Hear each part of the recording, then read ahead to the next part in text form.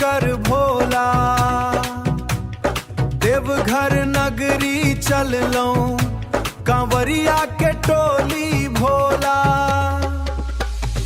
गंगा जल भरी कौन लयलो श्रद्धा के संग हो। बाबा बैद्यनाथ धाम में करबई दर्शन हो। बम बम बम बम।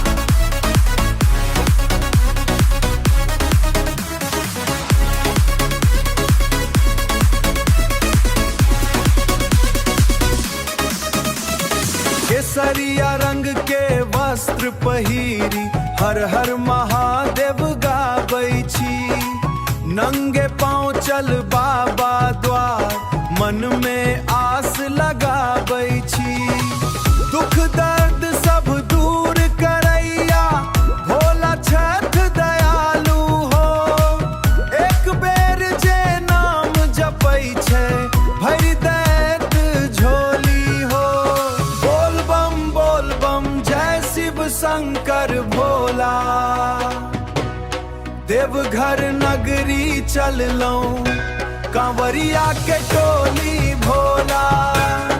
देवघर नगरी चललो कांवरिया के टोली भोला। बम बम बम बम।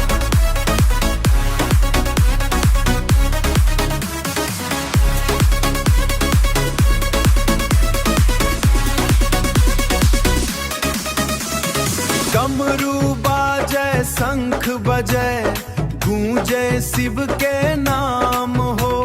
सावन मास में उमरल देखूं भगतन के धाम हो।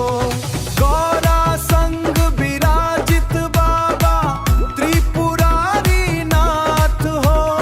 भक्ति भाव सो जे पुकारे सुनि लेत हर बात हो। बोल बम हर हर बम जय जय भोलेनाथ हो। जय जय भोलेनाथ हो। कृपा राखू हम सब पर हाथी हमर साथ हो। बोल